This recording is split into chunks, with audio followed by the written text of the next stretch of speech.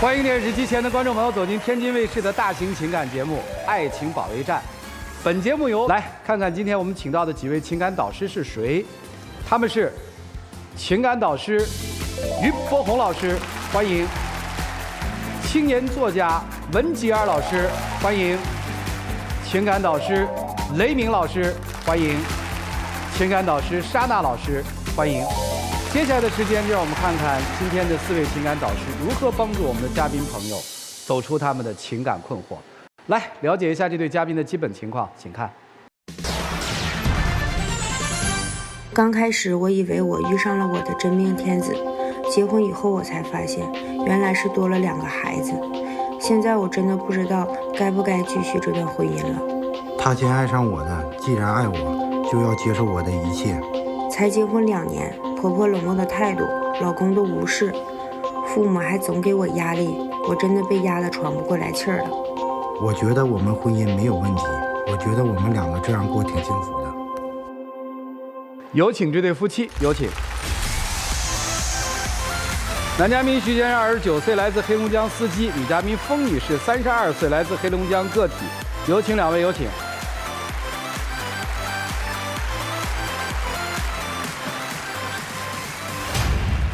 欢迎2位哈。哎，你好。您是再婚，对吧？对。带着一孩子。对对对。男孩女孩？男孩。您是初婚？对。那你嫁给他的时候，家里人反对吗？反对，双方父母都比较反对。你家反对能理解，他家为啥反对啊？就是我们2个在一起的时候，我父母反对很正常，因为不可能让一个姑娘嫁给一个2婚还带着一个孩子的。他父母这边反对是因为什么呢？认为我没有结过婚，给他一个2婚的，肯定是过不长。哦，对，是这么个思维。对，怕你跑呗，是吧？对，怕你不会过日子。对对对，这儿子又受一次苦，是这么个想法。对，好，今天为什么来呀？说说。因为我感觉我的这段婚姻我存续不下去了，因为我们2个在一起的时候，双方的父母是极力反对的嘛。我们2个在一起面临的问题也很多。首先的话就是他的父母，特别就是不赞成我过来，因为他父母想让他和他前妻，他们2个能复婚，所以说不接受我。你们俩现在在一起多久了？结婚多久了？2年。那他第一段婚姻的孩子跟谁呢？在我们这里。你在带？我在带。男孩女孩？男孩。多大呀？7岁。就5岁的时候开始带是吧？对。跟孩子关系怎么样啊？我跟孩子的关系我们很好，他一直称呼我为妈妈。那这为啥呀？你婆婆为什么还不接纳你啊？我跟他是偷偷登的记，偷偷领的证。登完记了之后嘛，木已成舟了嘛，对吧？双方的父母没有办法了。但是我们2个张罗着办婚礼呀，各种宴请啊什么的，他妈妈是不支持的，也不给我们就是拿这笔费用。所有的就是花销啊、筹办啊，全都是我们2个自己拿的钱。因为他上一段婚姻的时候，他是净身出户的，一点积蓄都没有。所以说我们2个面临办婚礼的时候，就需要去借钱，他妈妈就是不给予我们任何的帮助。我这点我挺寒心的，但是我们2个办完婚礼之后，因为我们2个有欠款嘛，所有的这些礼金啊什么的，我们2个得用来还借款。所以说，在我们2个真正生活的时候，我们2个手里是1分钱都没有的但是他父母也不予给我们支持，就包括他带的这个孩子，我婆婆都不管，那是他的孙子，他不管。而且他还总让孩子跟他前妻联系。就是疏远我。他的表现怎么样？他的表现刚开始我们恋爱的时候很好，但随着结婚之后就不行了，因为他向着他妈妈，他不向着我。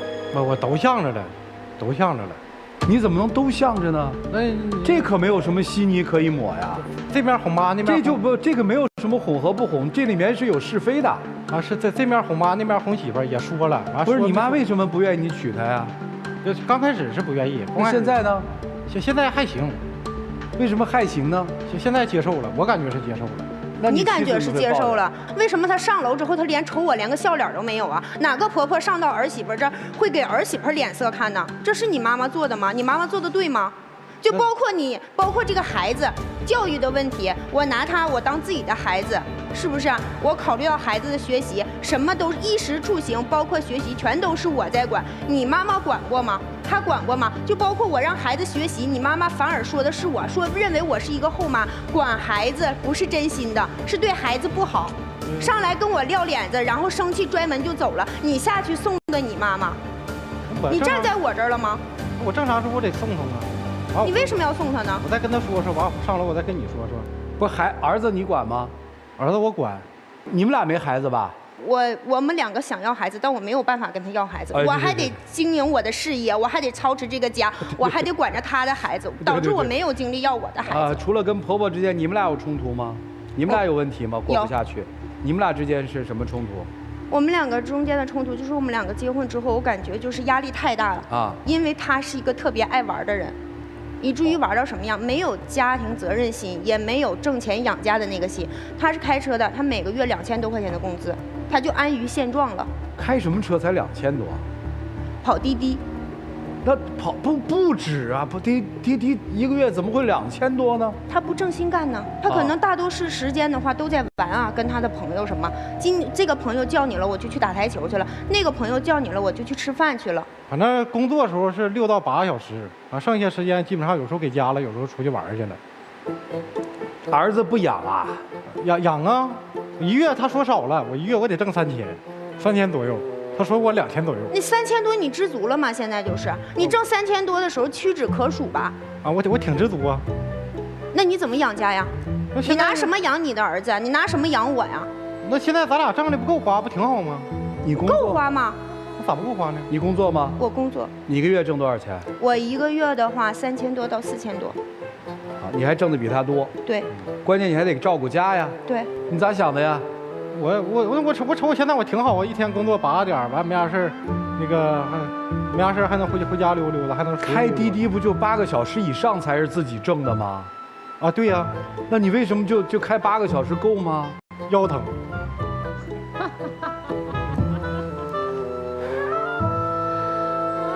哎，他就是这样的。哎呀。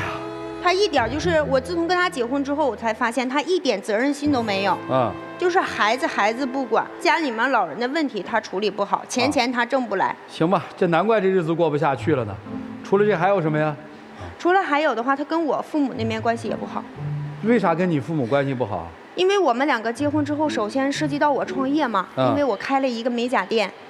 我跟他说了，我说我要开一个美甲店，因为我们两个没有钱，我们手里面就是不但没有钱，还有几万块钱的外债，这个都是没人帮我们的。哦，但是我跟他妈妈说，他妈妈说你们两个想怎么样就怎么样，我不管。然后那个我就回去跟我的妈妈说了，我的妈妈给我拿了2万块钱，给我开了的这个店，为了支持我，可以让我在他家那边过上更好的生活。对，但是就这样，我母亲也没有交下他，跟我母亲他们闹得很僵，就是过年过节的话，他不去作为姑爷。为啥呀？而且跟我父母都不说话。为啥呀？那个他妈看不上我，我也看不上他妈。然后那个他妈骂我说我那个废物无能，说我那个成天就是溜达玩，完反正就是说咋说，我俩给一起就是，他斜楞眼珠瞅我，我斜楞眼珠瞅他。那是你的长辈，那是我的父母。你要在乎我的话，你应该在乎我的爸爸妈妈。对。那你对他们那样的话，那我在你心里是什么？我对他挺好的，完我就是对他父母有偏见。你对他怎么好啊？我对他不挺好吗？那没啥事在家陪陪他。完我有时候确实说出去玩去。你那是有时候出去玩吗？你可以说是经常是总在外面玩吧。我每次给你打电话叫你回家的时候，你都嫌我烦。我找的是你这个人，我不是找的是一个空气，我不是找的一个空荡荡的房子，我也不是说闲来无事的找你这个二婚带个孩子，找个小孩来陪我玩。我跟你过日子的，我找不到你人。他都跟什么人玩啊？都是些什么朋友啊？女性朋友较多。女性朋友不多，这真不多。不多，那为什么每次我听见你打电话的时候叫你的话都是女的呢？那正常，那如果说。那有女性朋友没啥事说话打电话啥，那样有毛病吗？我认为一个男的女性朋友多的话，他根本他就不正常。我感觉一点毛病没有，那也我们也没啥事儿，都正常说男女。没什么事儿的会问你睡了吗？吃饭了吗？干嘛呀？那我问他睡不睡觉、吃不吃饭，还有毛病了？那你怎么不问我吃不吃饭、睡不睡觉啊？你有自己家有老婆，你不关心，你关心别的女人？那以后你认为你做的对吗？以后天天早上起来问你吃没吃饭？我跟你真的是无语。我以后我尽量我改改，你看这么行吗？你还想跟他过吗？我想过呀。你妈现在想撮合你跟你前妻是吧？那不是，现在说也让我俩好好过。你为什么第一次离婚啊？我第一次离婚就是那个就是感情不和。哎，你当时怎么认识他的？怎么看上他的呀？我们两个是一个小区的，在业主群里面认识的。然后的话就是他加的我，啊，然后主动跟我就是那什么的。不是这他吸引你在什么地方啊？刚开始的时候，他就是特别懂你的一个人，你知道吗？就是特别关心你，特别暖，所以说我才义无反顾的选择跟他，就不在乎他是否离过婚啊，他是否有刚开始的时候，他是不是每天都问你吃了吗？睡没睡？对，对是吧？没毛病。现在问别人了哈？没有，明白了。哎呦我的妈呀！真不想过了？过不下去了。谈了多久嫁的？谈了4年。他那会儿离婚了吗？离了。那我也奇怪，这婆婆为什么就不让你进门呢？因为我听我婆婆就是跟别的，就是她家里的长辈沟通的时候说过，就认为她跟她前妻离婚的时间短，就是还想让他们再复回去。不是，我也特别奇怪，结了婚2年就看出来，天天一天跑滴滴就跑6个钟头，1个月挣2000多块钱。你跟他恋爱3、4年，你没看出来？我之前的时候，他很认干的呀，天天准时上班准点，然后我那姑娘上班的时候上下班接我，但谁知道结婚之后，他各种毛病他就出来了。那时候他也开滴滴，对，上下班接你，对，你认为这叫认干？行，没问题，怎么？哎，我那姑娘就是恋爱脑嘛，被他给那什么了。行，就现在不想过了是吧？对。他不想过了就不过了，来我们这儿干嘛呢？我是那什么呀，不想过，但是他不干呢。那我得过呀，啊，我想过呀。不是你自己好好过不就行了吗？你按你老婆的要求来不就行了吗？说我跟他想过，他跟我不想过呀。那人家为什么不想跟你过了呢？我也不知道，他就不想跟我俩过。你不知道啊？我不知道。在我生病期间的话，你作为一个丈夫，你尽到责任了吗？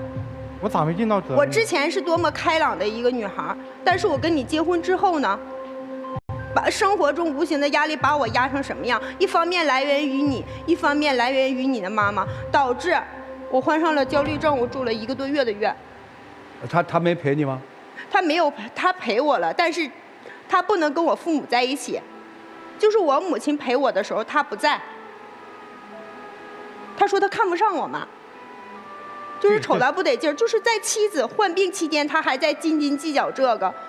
然后更可气的是什么？就是我母亲说，如果说他要是来照顾你的话，那么我就回去。我回去的话，我是希望等他到了您再回去，这样我放心，对吧？但是他跟我前一天沟通的时候就说，你母亲走了我再去，他在那我是不可能去的。我们俩就发生了激烈的争吵。然后晚上的时候，他给我发了一条信息。别过了，我不和你过了，我们离婚吧。我走了，我去那什么了，我去干活了。然后紧接着我给他打电话，他就是所有的方式什么的全部都关机，该拉黑的都给我拉黑了。过后人家说去上北京玩去了，我整整1个星期我都没有联系上他。我想知道你干嘛去了？溜达玩去了。你自己你怎么溜达玩啊？那我正常心情不好，出去走走不挺正常吗？你是自己走的吗？那不自己走，我咋走的呀？你一个人去？对啊，我怎么不信啊？我自己开车走的。我不信。儿子呢？儿子那时候我妈看着呢。这真是。但是那个时候吧，那个时候说那个他让我上医院陪去，完就这么的，他说给他妈找车。完我就应付他一下，我说实话我没给他妈找，我说你愿意咋回咋回来，跟我没关系。说是人话。完就这么的就吵吵了，吵吵了之后完。不是你都把人家闺女娶回家做媳妇儿了，你怎么能这么对丈母娘呢？我看不上她。我妈对你还不够好吗？你看不上她？行了，生活方面各方面的支持，不都是我妈吗？姑娘，都决定你要跟她离开了，咱就不纠结、不较真这些事儿了，好吗？咱看清楚就行了，到底是个什么样的人，咱看清楚、看明白就可以了。还有，你是来挽回的是吧？对我想过，你想过就能过是吧？不想离，不想离。哎，来吧，老师们，帮帮这姑娘吧，让我们一起进入丘比特问卷。哎，你想过就过啊？你是天王老子啊？我不是。您看，婚前这个男人各种装，对，婚后这个女人各种后悔。她原本以为嫁给了爱情，不管不顾，投了户口本还和您登记。虽然你再婚有孩子，但是结果她把自己推进了深渊。对。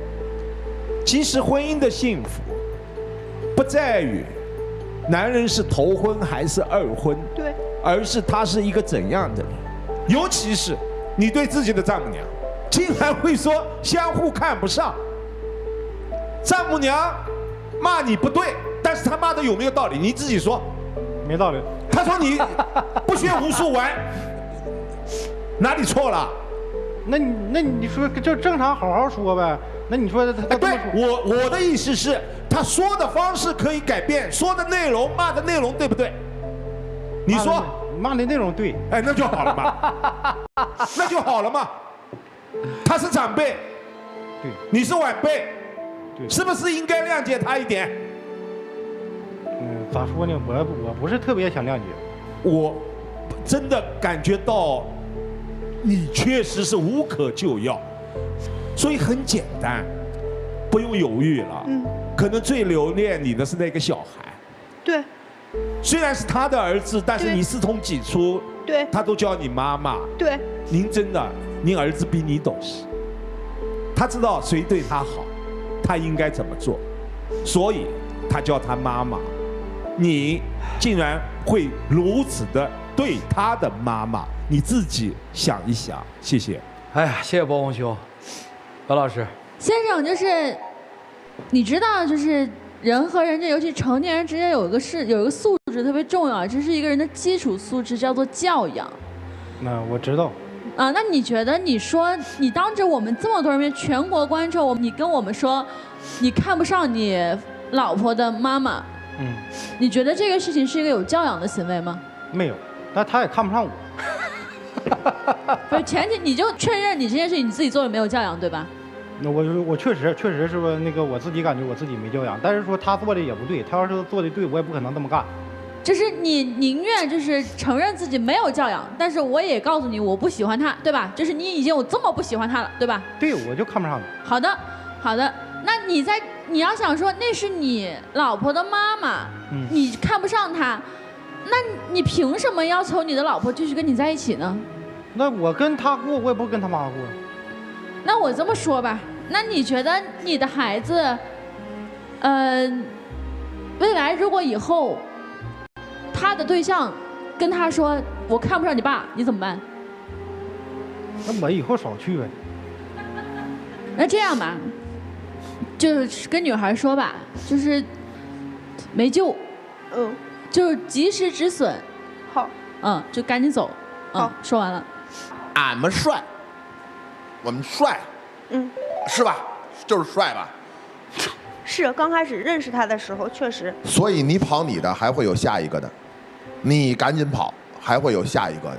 而且姑娘，我跟你说，你不白给，你不白给。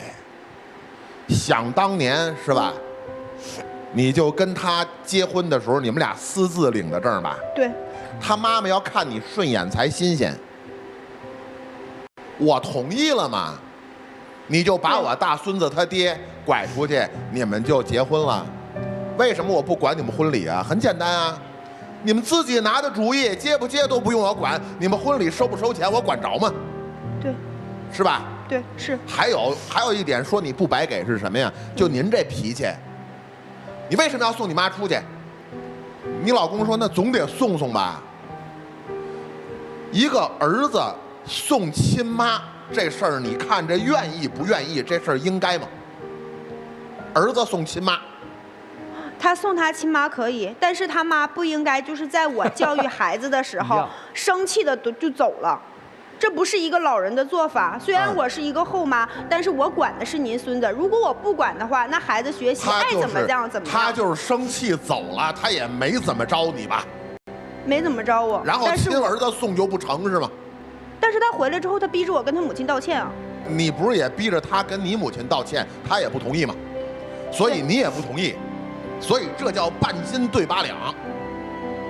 所以你说你当初挑的这个帅帅的老公，你是不是挑的特别有眼光？现在不到2年，终于明白过来了。下回记着，结婚之前请充分征求双方家长意见。好的，老师。好吗？好嘞，我说完了。谢谢雷老师，山大老师。哎呦，你俩真的是特别像啊！我这再一次证实了，说夫妻2口子就是照镜子啊。就你看对方什么样，你看对方有多讨厌，你自己就有多讨厌。就是他说他看不上丈母娘的时候，我对他的那个咬牙切齿，和你刚才说你凭什么去追你妈的那个咬牙切齿是一模一样的。所以就是为什么，你知道我刚才在想，我说为什么他站在这儿特别让我生气气愤的说，我就是看不上他妈，他特别平静，对他内心特别平静。我说这姑娘，我说要是我站这儿，我能跟你过到今天，就怎么能如此平静的接受这一点？我现在懂了，就是我们往往想让别人尊重自己的时候，自己得先尊重自己。你都不维护你妈妈，你都不爱你妈妈的时候，你说别人怎么会尊重你妈妈，怎么维护你妈妈呢？你只是说一句说那是我的妈妈，你得尊重她，但你丝毫没有做一丁点维护你妈妈的事情。就像你对他妈妈做的那些事儿都是一样的，就是你们的父母反对你们俩在一起是太有理由的了。就大家听听父母的话吧，有的时候父母说的真的是对的。当初他为什么离婚？我听他跟我说过，就是他的那个身边的女性朋友特别多，所以说就是，你怎么敢嫁？因为他跟我说的时候，他跟我再三保证了，遇到你之后我都不会了。每一个女人都以为自己是一个男人的终结者，你把自己就是想得太伟大了。可能我一再跟所有的女人说，如果你面对的是一个已经经历过一次婚姻的男人，一定要问清楚一件事情：他上一段婚姻为什么结束？因为这是一个根儿上的问题，他改不了。他如果因为出轨而离婚的话，你放心，你绝对不是收割他的那个最后一位，他依然会在这一段婚姻当中出轨。不照来了吗？2年就发现1个星期找不着人，对，2年就发现跟各种的女人出去吃饭，对，2年就发现他身边的异性朋友非常多，对，所以这是一个改不掉的。爱的复杂性就在于你只愿接受好的一面，不愿意接受坏的一面。很简单，就像当初你们恋爱3、4年，他每天接送你上下班，你就没有想过一个跑滴滴的人能够放下自己的工作去接女朋友上下班，他挣什么钱去？今天的日子可想而知啊。所以我不觉得你有多委屈，自己选的吧。对。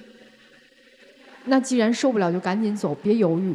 好，你呢就没啥说的了，你就继续保持你的帅帅的风格就行。我看下一个跌倒在你身上的女人是谁？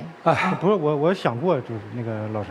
你过不了。你想什么？你过不了。我想跟他好好过。你过不了。我改呗。你改不了。你改啥呀？你改哪儿？你跟我说说。哪儿尽量都改改。哪儿？你别跟我尽量多改改，哪儿？你跟我说。以后就尽量少出去玩去了。少出去玩。对。然后呢？然后那个多开点车。多开点车，然后呢？继续看不上他妈是吧？看不上他妈那是肯定的。兄弟，我跟你说，有件事你改不了。你在妻子住院的时候，把自己的儿子交给自己的妈妈，让孩子跟着奶奶，你自己跑北京玩去。这时候你觉得你缺的是什么？那个时候我俩也吵了。我不管你跟他吵没吵，他住院，你把他扔医院，然后你都没工夫开车送自己的丈母娘回去，然后你把自己亲儿子交给自己亲妈，你自己去北京玩去，你缺的是什么？那我俩不是我不是刚才不说了吗？我俩那个吵架了，生气了，然后他让他那个，所以改不了，你根所以问本意识不到缺的。是什么嘛？你意识不到自己缺的是什么。行了，面对面吧，谢谢4位老师。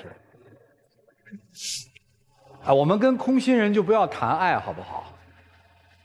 就当一个人极端的自私的时候，你跟他谈爱呀、谈德呀，他没有嘛，对吧？这也不是一段恋爱关系嘛，不是一段爱的关系嘛，这是一个赤裸裸的贪欲的故事嘛。男女之间互相贪色嘛，女人贪恋了男人嘴上的好嘛，认为那是真好嘛，这不就是贪吗？对。然后就认为说我们通过我们的努力，所谓的勇敢走在了一起，就是对爱情的最好的一个纪念，这不就糊涂吗？对。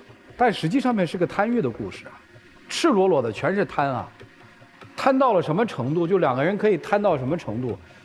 女的可以贪到说不顾及母亲，男的可以说贪到也不顾及母亲。其实此时此刻，女生还是贪婪的嘛。想清楚了，提出离婚不就完了吗？跑我们这儿来干嘛呀？什么他不同意，他不同意，你想离离不掉啊？这什么年月了呀？你跑这儿不是还带有一丝的心存侥幸吗？如果他们说动了这个男的，我还要继续跟他过下去吗？还是贪吗？难道不是吗？难道不是吗？不是还有幻想吗？如果能跟他过下去，可多好。他没有心，你说这男人有心吗？兄弟，我就问你有心吗？你给我品品，你说你有心吗？有是吧？你有一个7岁的儿子，对，突然之间你心情不好了，你就可以把他撂下来，你就走了。对，那屋我确实知道我自己错了啊！我可以非常明确的告诉你，你一点都不爱他，就冲这一个举动。丈母娘就是妻子的老板吗？对。看妻子看什么？不就看丈母娘吗？所以他从本性和潜意识里面已经非常明确的告诉你，他讨厌你吗？你除了爱自己，你什么时候爱过别人？你有认真的用心的对过任何一个人吗？都别说他，你连你儿子都没认真的对待过。你说别人，你摸着良心，你说你认真对过谁？摸着良心，如果你有，摸着说。这面吧，对，说这真认真说对过他。但是现在也是，现在我不行，我改呗。兄弟，心在左边，您摁这儿就错了，这地儿是肺，这儿是心，这儿哎，按差了，老师。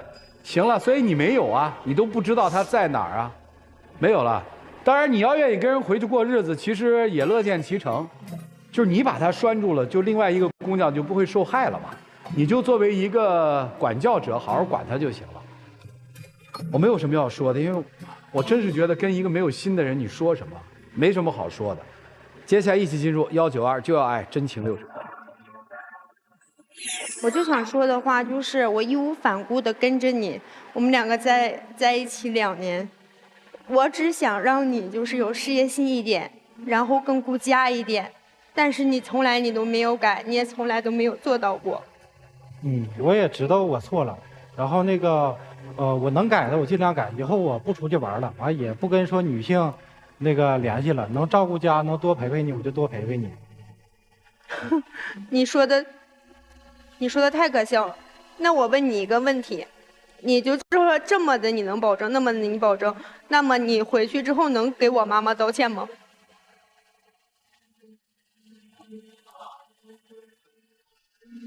你为了我，你能做到吗？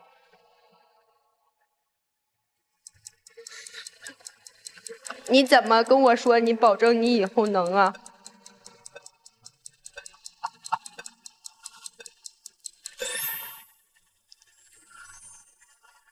哎呀，我就说贪婪嘛，你看他要真想离，他能来这儿吗？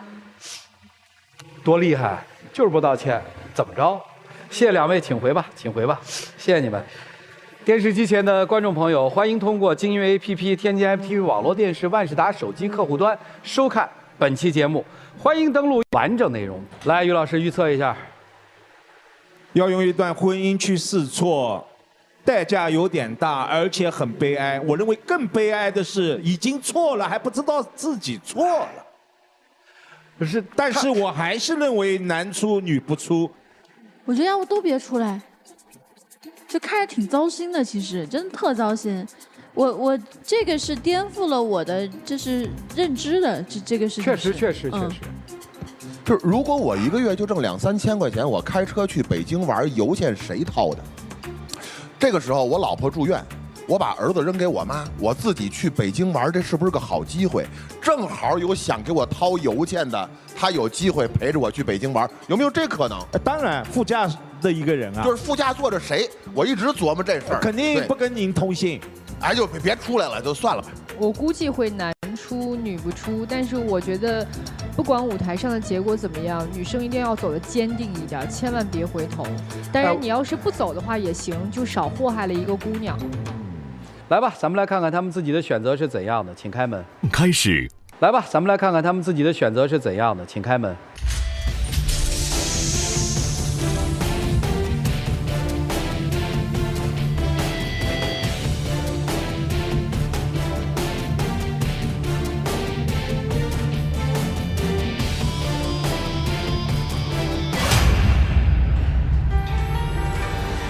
你有什么话跟他说吗？我想让他跟我好好回去过，然后那个我改，我肯定改。行，谢谢你，请回。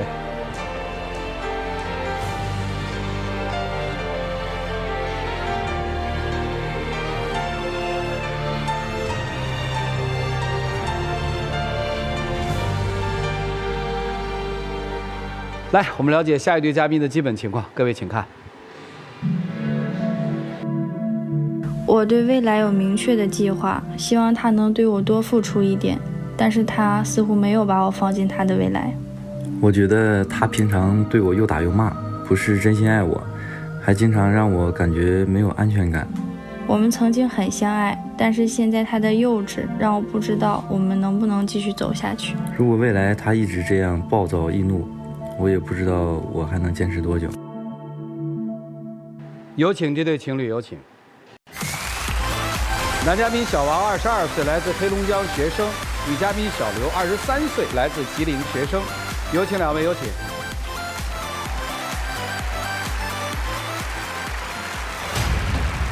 欢迎两位啊！算大学情侣是吧？嗯。要毕业了，对吧？对。好，去哪儿呢？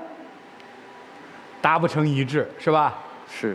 这大概就是大学必分组的一个标配，就是我们要离开学校的时候，不知道该去哪儿了，是吧？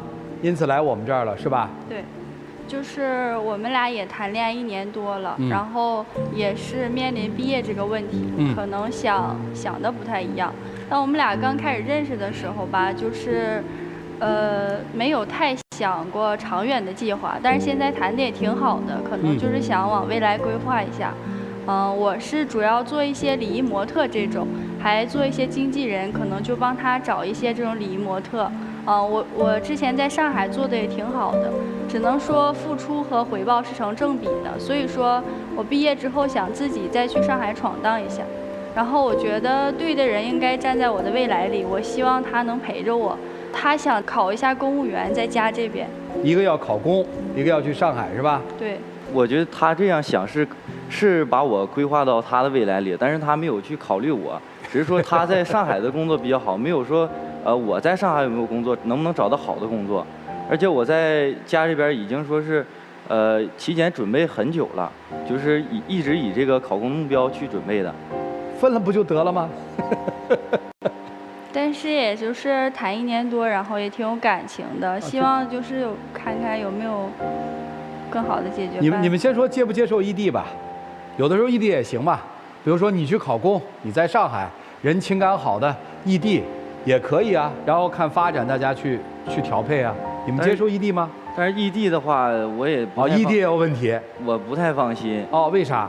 就是因为他本来他干这个工作吧，就是礼仪模特，我俩谈恋爱1年多吧，他不会去主动去分享我，就是主动去公开我。你说，毕竟你说2个人谈恋爱1年多了，这不公开是不是他就是有问题呢？而且他干的这个工作就是礼仪模特，平常接触的异性还会比较多，就是也不会跟他这些异性朋友主动去说我提到他有男朋友这样。你这样异地的话，谁会放心呢？为啥不公开啊？因为我们俩的感情不是特别稳定，就是经常会吵架，就是3天一大吵，2天一小吵这样子。可能我们俩都挺强势的，我也是公开过一次，但是后来我俩也是吵架了，然后我就去找他，宿舍楼下找他，就坚决不和好，怎么样，我就删了这条朋友圈。我觉得至少你要谈的就是稳定一点吧。所以其实，在你心里，这还不是你一个标准的男朋友。他是我的男朋友，我跟我身边的朋友什么都知道他。啊。但是你觉得他还不够稳定，对吧？对。不够托付，对吧？对，有点幼稚。啊，那你就让人回家考公呗。即使不太稳定嘛，那也不是说1年多，就不去主动公开这样。就这让谁不怀疑啊？尤其是说在一起还好，如果说要是异地呢，异地肯定是不放心。你评价一下男朋友是个什么样的人，好不好？我俩刚认识的时候，我就觉得在人群当中他是挺聪明的，就是挺有情商的，对。他也不是像我脾气不太好，脾气挺暴的，他是那种对所有人都挺随和的，我觉得这也是我没有的一个点吧。挺绅士的，就是他特别照顾我，比如说我们俩出去，刚开始他还会主动买单这种，但是后来谈恋爱就不会了，就是他总跟我提钱这件事儿，我就挺介意的。他总说什么，比如说我赚钱可能比他多一点，他就说，那你把工资打我卡上吧，就把卡号发给我了。不然就是吵架了，没有个200块钱解决不了这个问题。就是我觉得一个男生，你至少你得自己，不说你有多大的事业心，但是你也不能就是跟女生这样子吧。不，你可能就是他的事业嘛，对吧？还真这样啊？吵架问人要200块钱解决啊？这只是说正常，我跟他开玩笑，这个事儿确实有，就是我跟他说提前是让他就是转多少钱这样。但是我俩一直这个相处方式呢，你们可能不太了解啊。就是我们2个就是比较那种随和呀，就是相互总开玩笑，互相斗嘴那种，就是相处方式。就我俩总是互开玩笑，就我可能找他要这个什么转账啊什么的，就是只是跟他在开玩笑，他也不会去转。他要转了你收吗？他转了我肯定不会收啊，那性质就变了。但是他就是很在乎钱这种，比如说朋友买东西了或者怎么样，他就会说啊，你看人家女朋友看一眼这个鞋他就给买了怎么样的。我刚开始是对他挺好的，就是挺付出，他过生日啊，我也去偷偷给他过生日，包括买礼物选礼物，我自己买一套衣服也想着他也就是适合他的选一个。但是到后来他就总这样点我或者要求我，我就觉得什么事情你给我买了我就还给你，就这样了。我感觉这个性质就变了，而且我跟他说过很多次我不喜欢这样，他还是这样做。这也是开玩笑吗？这个我就觉得就像日常中分享事儿似的，就比如说我不年在寝室嘛，然后我这个朋友什么的，就是有些事儿我会跟他分享，会跟他说，他可能就是2个人理解他的方式就是不一样，因为我们2个总是他理解这样，我理解那样，然后就总因为这些小事儿去吵架。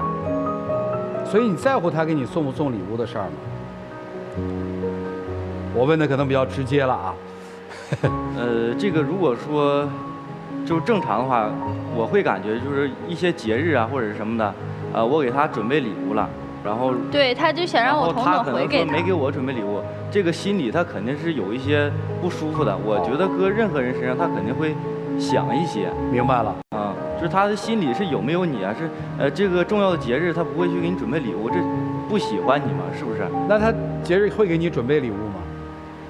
他之前节日确实会给我准备礼物，然后但是呢，有一次就是可能他提前跟我说过，但是他可能就是也没有说太明白，然后买回来呢，然后2个人都不太喜欢，然后他就问我，这个要不要退呀什么的，我说那就退了吧，然后接下来然后就退回去，然后也没有下文了，就这样。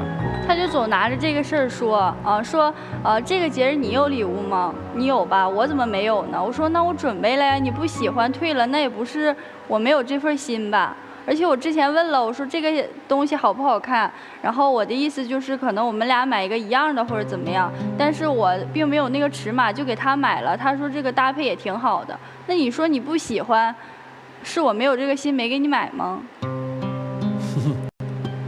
你们俩的消费观一样吗？我们俩的消费观就平常支出什么的，也就是1人1半这样子，也没有说谁花的特别多、特别少这样。所以不能分在一起或者规划不同，都是有理由的嘛，就是爱的不够嘛，也没有那么爱，对吧？而且还不是说就是未来规划不同这样，啊我俩就是平常总吵架嘛，吵架是这个无伤大雅，因为谁谈恋爱或者是结婚了，他也会吵架，是一些鸡毛蒜皮的事儿，对。但是你吵架归吵架，他动手他就不一样了。谁动手？女方打我。为啥？就是因为有一次，这也是一件很小的事儿，就是有一次我跟这个朋友，约好了，就是第二天去游泳，然后我前一天晚上也跟他说了。然后他也同意了，说第二天给我放假，然后结果第二天早上我跟他说呢，他就是有点不太想让我去那个意思，就是想让我给他去送饭，然后再让我去。你说当时我已经准备要出发了，已经说好了，我说我就不给你送了呗，然后他就生气了，生气到我楼下来找我，然后把我叫下去之后，我俩就寻思好好说呗，然后他就上来打我，还挺严重的。然后结果那个楼下那个宿管阿姨，然后出来把我俩给就是拉开了。他这个就是在我们学校里开了一个小店儿，然后我俩就寻思就是在那小店里好好说呗，然后说着我就不想再谈下去了，然后他就是你提出分手了，对，然后他不想分，结果就把我锁在那个店里了，给我锁2个小时，必须让我这个跟他说不分手了，他才让我出去。为啥？因为我当时生气呢，而且我觉得因为这件事没有必要分手吧。之前他说那么多次分手都没分，我说那么多次也没分，因为这件事就要分。不是小事儿。我没有多就是用力打你吧，就是可能我当时生气了，我确实是动手了。是经常这样吗？没有经常。他情绪稳定吗？你们恋爱之后？开始的时候，他情绪就是我觉得他性格挺好的啊，就我正是喜欢他这一点，然后所以就是我俩在一起了。但是慢慢发现他后来这个脾气就越来越不好，越来越暴，就是总是把一些就可能说一些生活中其他的事儿，他那个情绪会发泄到我身上。这个我俩也谈论过，我说你不要就是总是跟我就是去发泄这些情绪什么的。刚才在你们的言谈之中说了一个重要信息啊，说他提过那么多次分手。我也提过分手，你们到底提过多少次分手？我也不太清楚。也就是说很多是吗？对，但是都是没分到一天，就是只是那么说，然后后来和好。就是生活中一些鸡毛蒜皮的小事儿，而且说分手，他不是说真的分手，可能说他生气了，然后说分手，然后那种就是当时就哄好他的。但是我觉得这个事儿就是非常就是很重要，你毕竟。你动手了，因为一旦你说这个动手打人，有一次他就会有第2次、第3次。知道了，你也别在那儿咬着这个动手打人不放了啊！想分手可以有很多的理由，不一定非是打人嘛。不喜欢能不能分？不爱了能不能分？能分，对吧？为什么非要这样呢？在学校还有店呢。对，我其实就是如果不谈恋爱的情况下，我还是挺想着自己以后的发展这样子。就是在学校开了一个那种建模店，高达手办这种。厉害。因为我觉得他太，怎么说呢，跟我刚开始认识的人不一样了，就很幼稚。有的时候我俩开玩笑，他说要去那个开会怎么样，我想陪他，然后他说路边拴条狗都比你强，你凭什么陪我去？就说得很，我当时就已经很生气了。然后我确实我也说了滚，我说我就是当时其实就。情绪不对了，但我朋友在旁边，我也没有说什么。后来我俩又开了一句玩笑，我也说他，然后他就走了。我就想着那就别谈了，我就感觉没什么意义。然后他后面又找我这个那个的，然后我又有点心软了，然后又和好了。我还是想问你店的事儿啊。你挣的应该比他多是吧？是吧？对。他算有钱是吧？他挣的确实比我多啊。一般怎么分配这个钱？分配吗？你们在学校的时候管吗？有很多恋人就是女生要求把男生的钱全收到自己那儿，你们收吗？这个我们2个不收，因为他挣的是他的，我挣的是我的，可能我俩各自管理是吧？对，出去玩的时候就是互相消费一些，是这样。谁花的多一点？我俩差不多吧，可能他吃饭，然后我就消费其他的，没有说。谁多一点？所以你们在经济上面没有什么冲突，是吧？嗯。你看现在谈恋爱还得问经。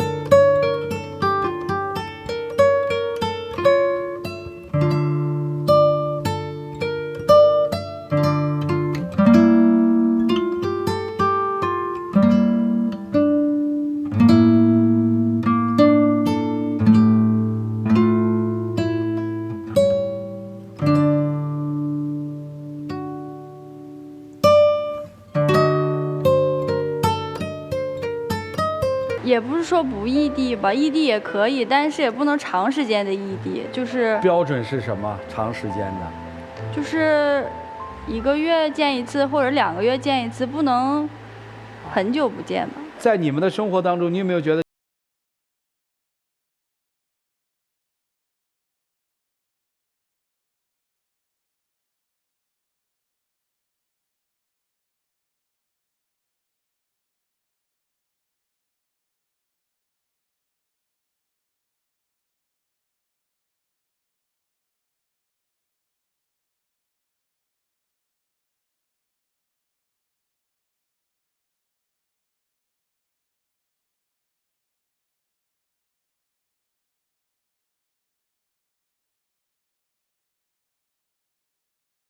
怎么办？嗨，那就分开呗，对吧？是不是？也不行。姑娘说了，我是不可能承认我失败的，男人我也要带走，上海我也要去，是不是？是不是？就是让大家帮着分析，然后把他划拉到上海的嘛，让他同意跟你去上海，是不是这意思？你直接说不就行了吗？是还是不是？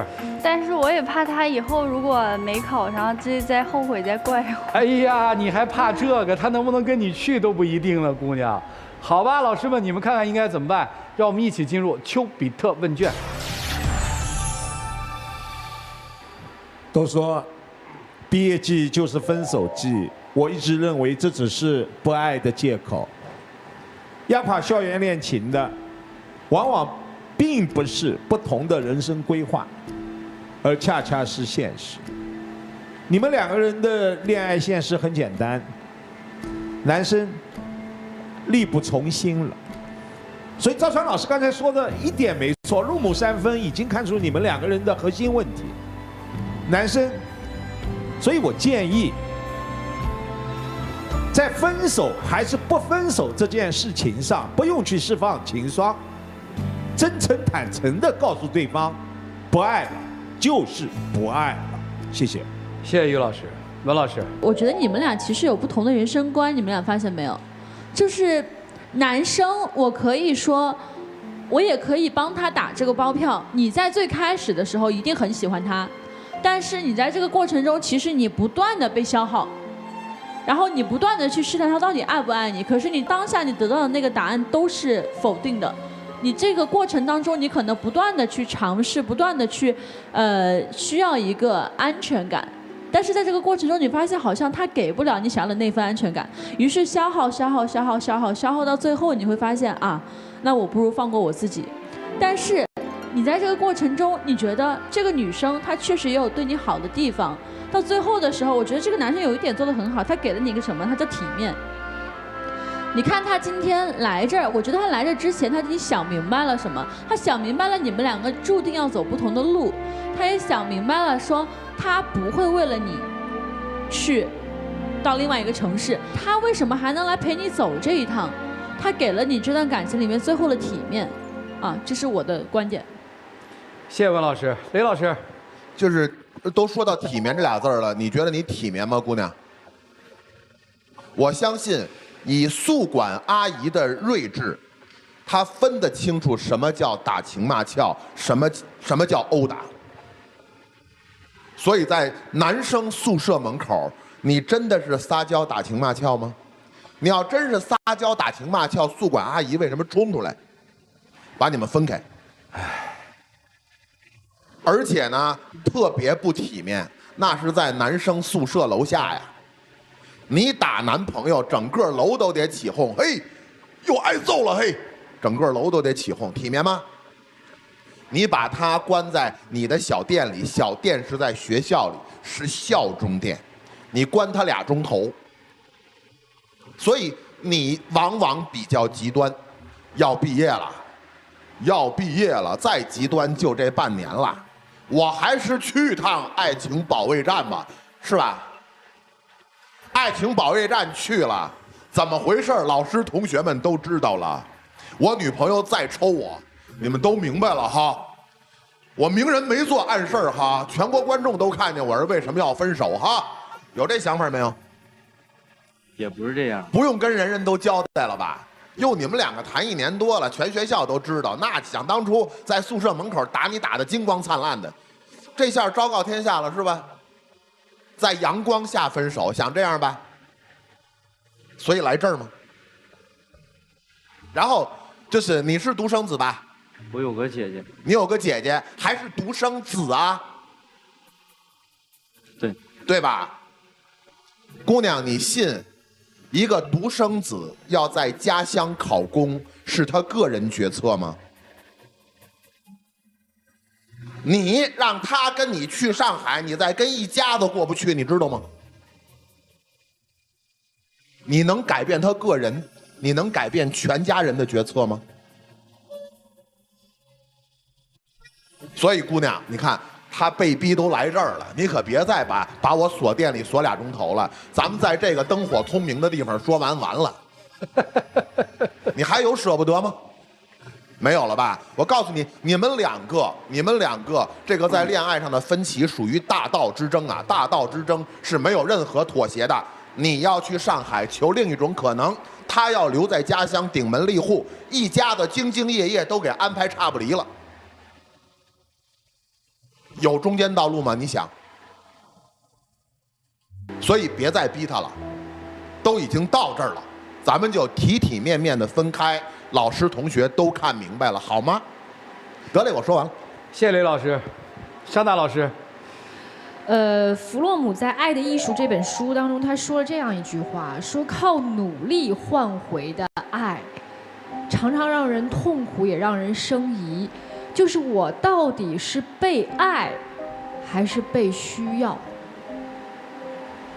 姑娘，你为了不跟他分手，把他锁起来，你说他是因为畏惧呢，还是因为爱你呢？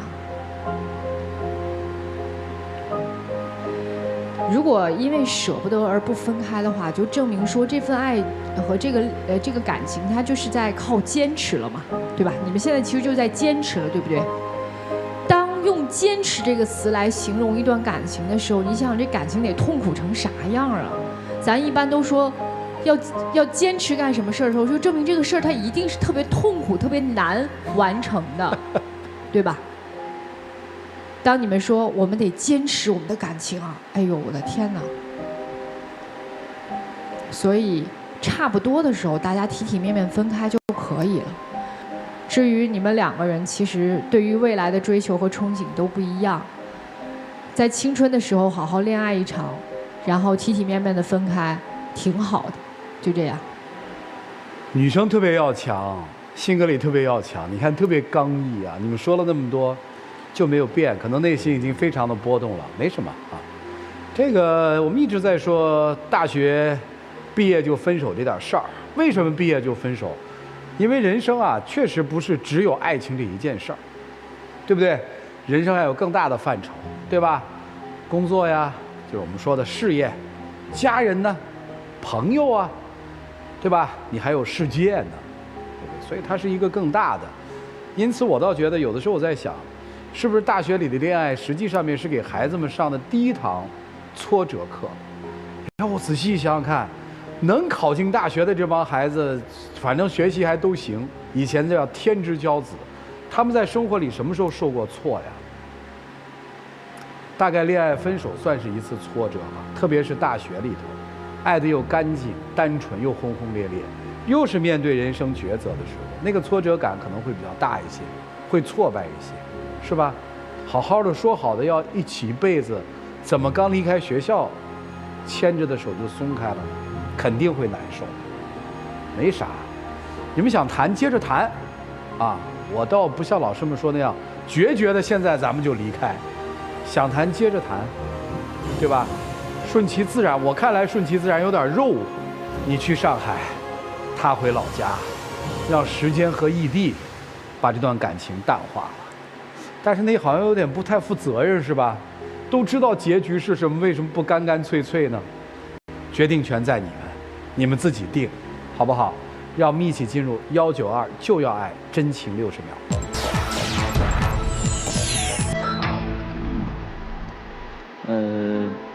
这1年，咱俩也谈了1年多了，然后这一路反正说长不长，说短不短吧。完，我个人觉得时间也算挺长的了。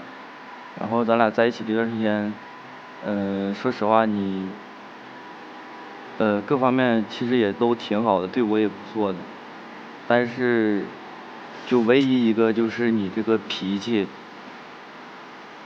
就是我觉得这点很重要的。如果能改的话。我觉得，像老师说的，我也不想为你，在规划以后的人生，就是希望你按照你的计划走。行。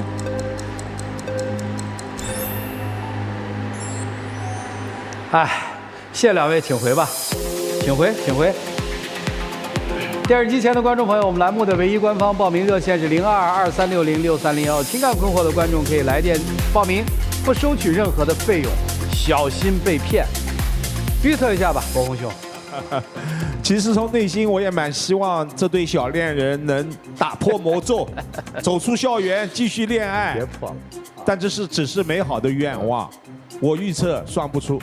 罗老师，男生出，女生不出。哦，就男生还出呢。啊，好的，来，雷老师，都不要出来，我认为都不要出来，不会出来。沙大老师，我也觉得男生好像会出来，因为男生想要争取一下，可能他现在不想分嘛。咱们看看他们自己的选择是怎样的。来，请开门。来，请开门。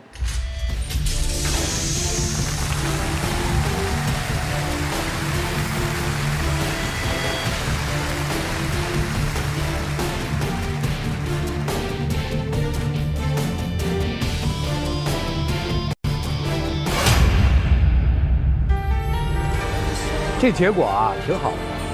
就每次录大学孩子的题，就发现了，结果有时候特别好，但是你心里还是过不去，你就还是好难受啊，心里。对吧？情感上还是需要希望他们好，因为单纯嘛，没有其他任何杂质的一段情感嘛。再一次的感谢中国广电天津公司对本节目的大力支持，也谢谢电视机前观众朋友的收看和陪伴。我们下期节目再见，谢谢大家。